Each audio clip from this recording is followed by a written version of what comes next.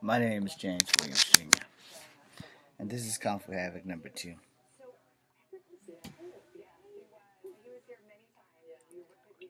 First off, I didn't mute my TV because the Today Show is on, and another celebrity has apparently taken their life. Alright, so this is a very serious video. That's why I'm not muting the TV. Okay, first and foremost, I have not gotten to the shower yet. It's just now turning 6 after 8 a.m. I'm making this video as I mute this TV from the Today Show. And no, this is not about Donald Trump. I want you guys to understand the seriousness behind suicide, okay? Suicide is not a joke. It is generally brought on by bouts of depression, in which I also suffer from. You know, I have found my ways of defending against suicide. I have found ways of combating it. I have found ways of dealing with it as best I can. So I'm on my second graphic novel because, like everyone else, and celebrities specifically, my acting career has not taken off. Let's get that right out of the bat. My acting career has not taken off. There's no telling if it will ever take off, and I don't want to commit suicide because I'm failing at everything in life. But that also has a part to do with it. You know, um, for some reason, these people who have found success have not been able to combat their demons, and not being able to combat these demons is a big issue, and it leads to suicide as well. Suicide, the suicide rate of successful people is actually probably higher than the suicide rate of unsuccessful people. The thing with seeing the next day is one of the things I owe Dr. Bishop and her planning and my friends, you know, because seeing the next day is very important. Because every day is a new day, and every new day is a day you get to turn your life around. Now, as hard as it is, I will not lie, it is hard for me to accept that every day is a new day to turn my life around because it seems like the harder I try, the worse the shit gets. I'll be the first to tell you, saying that to myself every day is a new day and a chance to turn it around. Every day is a new day, there's a chance to turn it around. That shit don't always work. You know, it really don't. And thank God that I have the technology to type and write a graphic novel and put my energy, because today is Friday, and for 2 hours every Friday, I'm going to work on my graphic novel, American Kona Weech, until it is done. Now, I've been a couple of weeks behind because I've restarted school and other things have been getting in my way, other people, and shit like that. But because of these apparent suicides this week and last week, I thought I'd get on here and talk about that and the seriousness of depression and bouts of depression. I'm gonna be honest with you. Um, Depression doesn't really have a lot of symptoms that are recognizable. Alright? Me being a rageaholic, I'm always angry. You know what? Even when I'm happy, I'm angry. And for people who know me, they would never be able to tell if I'm having a bout of depression or not. And I'm not one of those people who puts any of my business out there like that. I don't talk to people about how I feel because I talk too much and people don't really give a damn. And if they did, they'd actually listen. And most of the people that are in my life either got something else going on or don't give a damn about me and how I feel because they don't make changes to make my life easier. And by that, I mean they being family and siblings and friends who have other shit going on or just refuse to take responsibility for their actions, which is another thing that has probably led me down this road. But I think I've had this road for a long time. I've had suicidal thoughts since I was 7 years old. Alright? Martial arts was one of the things that has saved me from that. And comic books have saved me from that. I've had bullying and all kinds of things happen to me in my life. and no one wants to hear it. No one gives a shit. These are some of the things that come back to bite you later and come back to lead to people committing suicide, because sometimes you reach fuck it and there's just nowhere to go. There's nowhere to turn to. There's no one to talk to. There's nothing that you can say that can make these people better. Which is why I'm writing a graphic novel, because I can express myself better in that graphic novel. I can become other people that have a better life than the one I've had.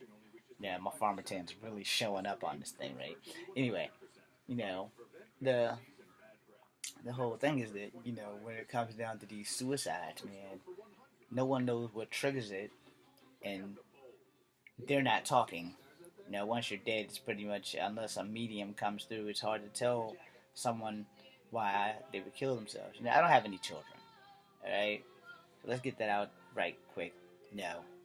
A lot of people who are suicidal do not kill themselves when they have children, especially young children, unless it's really, really, really bad, and it has to be really bad in here to go ahead and end their life. I have a bunch of nieces and nephews. They're not mine though. I don't often think, will they miss me when I'm gone? I don't think that way. I really don't, because they're not my kids, and honestly, no one's gonna miss me if I do go, so they're gonna miss what I do for them. So you have to know your value, alright? And I know my value. I know that I'm not a valuable person in my family. I know that honestly, truly to God, no one gives a flying shit about me, because if they did, they'd step up and do their fucking jobs. I wouldn't have to be somebody's daddy, somebody's taxi. I wouldn't have to do the things that these baby daddies don't do. You know, these are things that lead people down this road to suicide lane. And everybody who's watching is probably gonna be like, "Oh yeah, right, James. Sure, sure, sure." Let me tell you something. If you haven't attempted to do suicide, or if you don't know anyone who has done suicide or whatever, you have no fucking idea how close they are to killing themselves every day. You don't know. I know, because I've been down that road. I'm on that road. I have had help from a great doctor. But I've also discovered that the only true way of fighting depression is just to not get depressed in the first place. And that, for some people, is awesome. That means they got a lot of good things going on in their life. They probably never have had a bad fucking day. I, on the other hand, damn near every day of my life that God lets me wake up has been a fucking bad day. Period.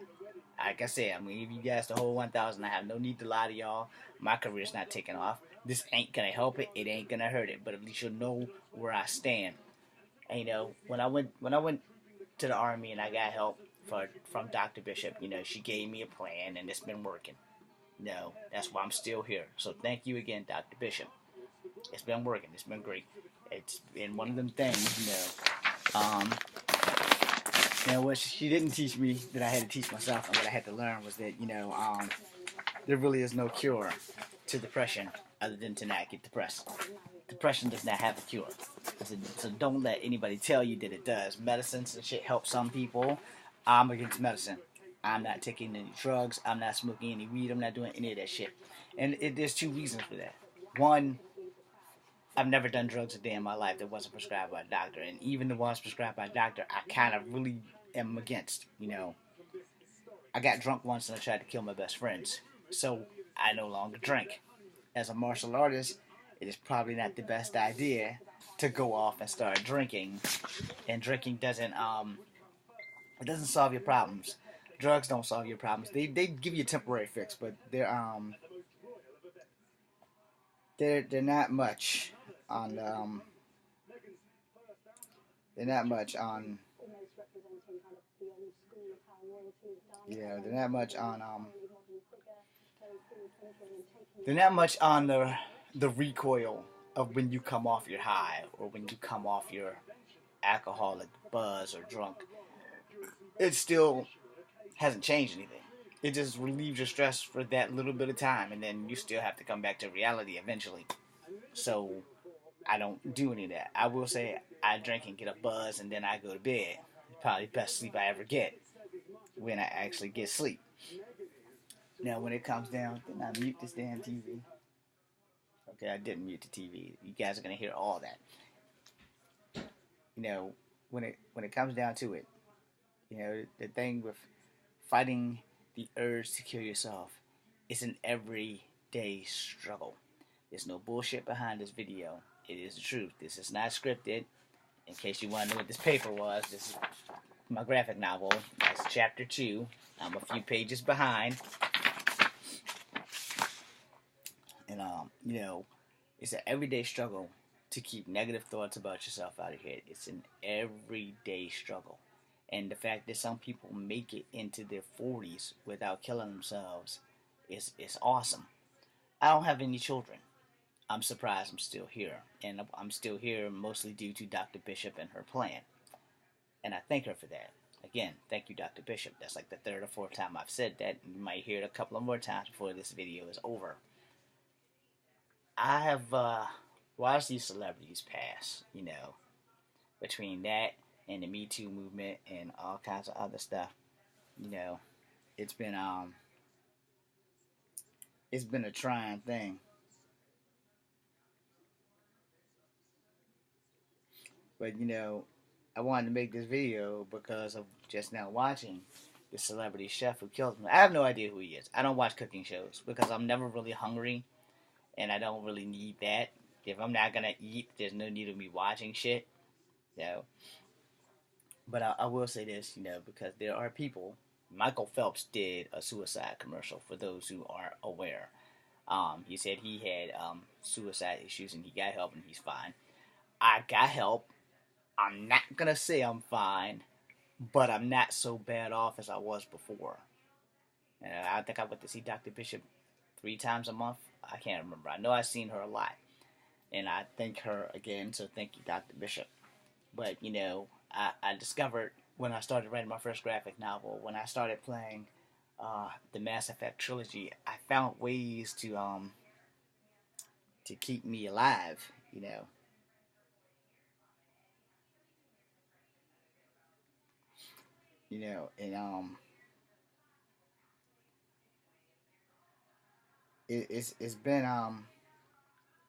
it's been a ride. I'm not gonna say it's been a pleasant ride. It's been a rough ride. It's been a rough journey.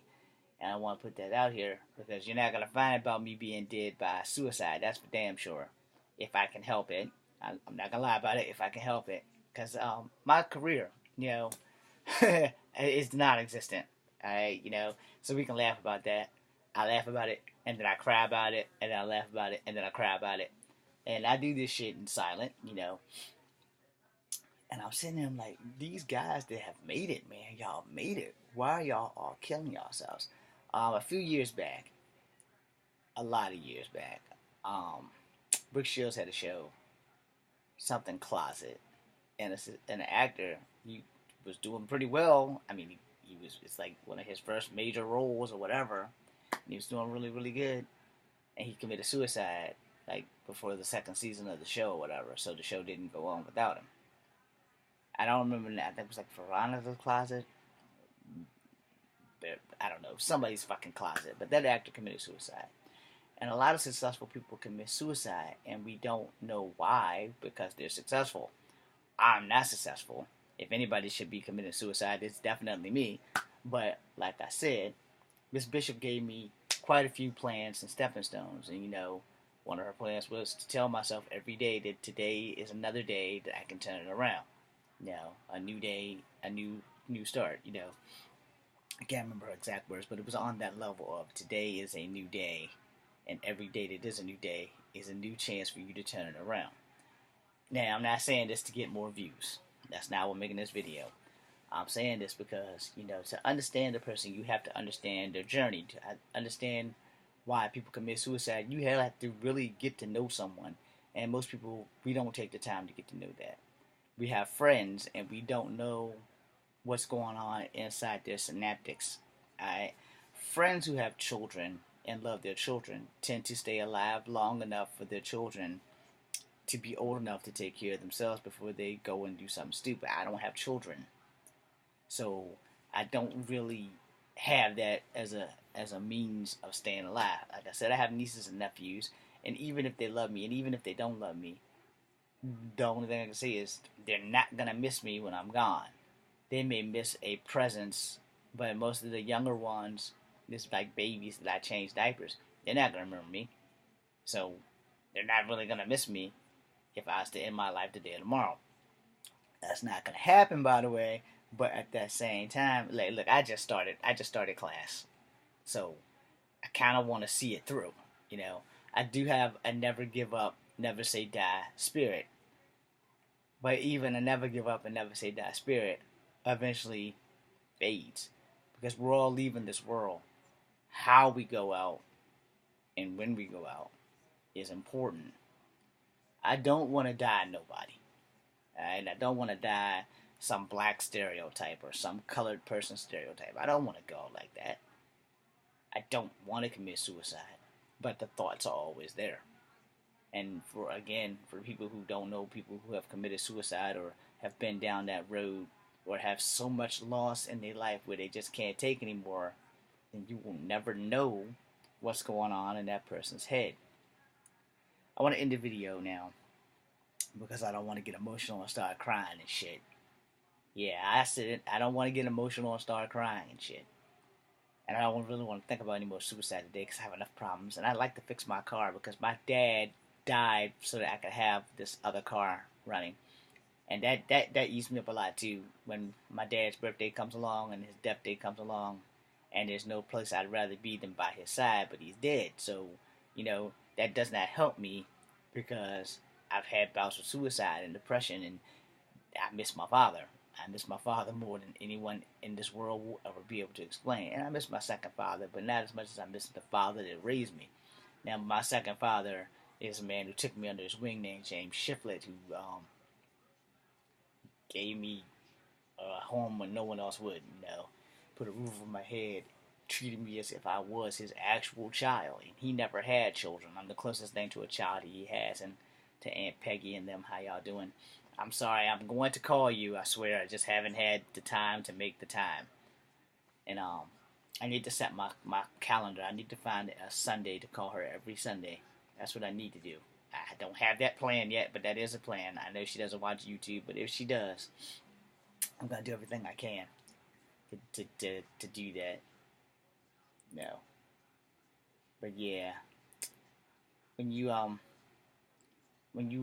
have a lot on your plate and suicide is the only option, it's kind of what leads us down that road.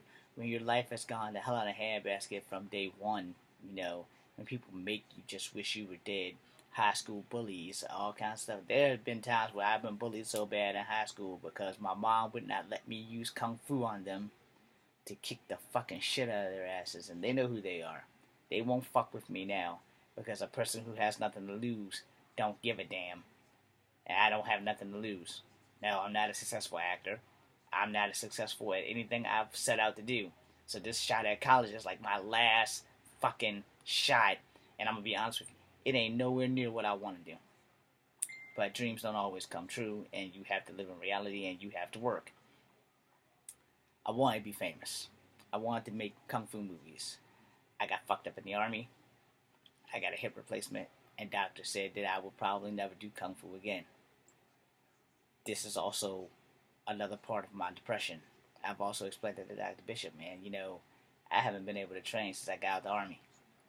Push-ups and working weapons can only go so far. It's not the same as actually getting out, run, skipping, jumping, and doing kung fu.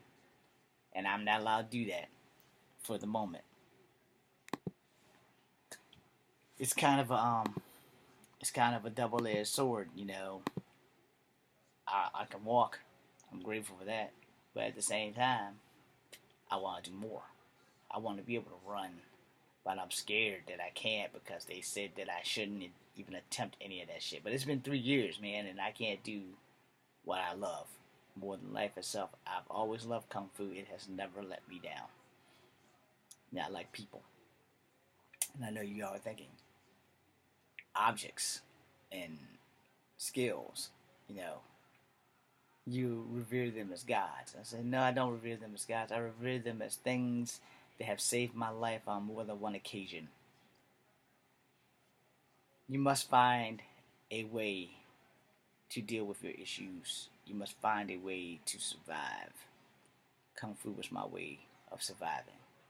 I lost everything. No, I kid you not. It all started with the loss of my friend losing his job, then losing my movie and my computer, not having backups. I had a series set and ready to go. And to everybody who was in the Guardians of the Earth, I'm sorry that I failed you. No, it wasn't my fault, all of it anyway. Uh, right after that, the ball just kept rolling. 7 and 8s, man. I lost the girl that I love more than life itself for no reason. And then it just kept getting badder and badder, and the depression just kept coming and coming. And I decided, I'm going to the Army. I'm 37 years old. I'm going to the Army. No. They were like, you're 37. Why would you go to the Army? I got nothing to live for. But I can die for my country. And no one will ever look at me and say, hey, half-breed, you're a drug dealer. Or, hey, half-breed, you ain't shit. No black girls will ever tell me, hey, you'll never be good enough for a black chick. No white girls will ever be in a relationship with me and cheat. No. These were some of the reasons that was leading me to the Army. I'm glad I found the Army because they gave me a reason to live, In the Army, I got so much training. I met so many friends and a couple of enemies, Got a little bullied there. But, I knew that it's the sergeant's job to keep my ass alive. And it's all a mental game. I got punished there for someone else eyeball fucking someone. You are, Cruz. You eyeball fucked her. Here's a secret. After I did all those push-ups for you and for me, I eyeball fucked her too. Totally worth it. Anyway, so, I met some good people in the Army. Great people. Nolan, thank you. He was 17. He looked like Pee Wee Herman. Great friend, man. Great friend. Thank you. Thank you. Thank you very much. Met some great friends. Ex-Navies, Fusco, Low, Army boys re-upping. Tobar, I haven't forgotten you, brother. Sergeant Haynes, Sergeant Aztec Warrior, and Sergeant Amisqua, thank you for giving an old man a chance to do well with his life.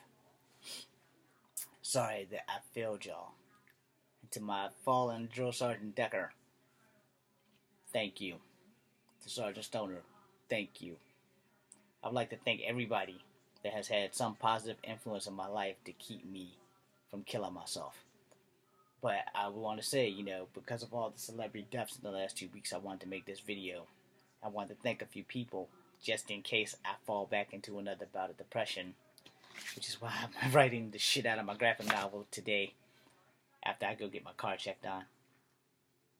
I want to put that out there for the simple fact that depression is not a joke. And if you find far enough back into these people's history that have passed, you will probably find some depression. Depression is not on record for a lot of them, because a lot of people aren't man or woman enough to actually go and get help. So I'm telling you now, I was man enough to go get help. You should be man enough to go get help. I'm James Williams Jr. This is Kung Fu Habit number 2. Be seeing you.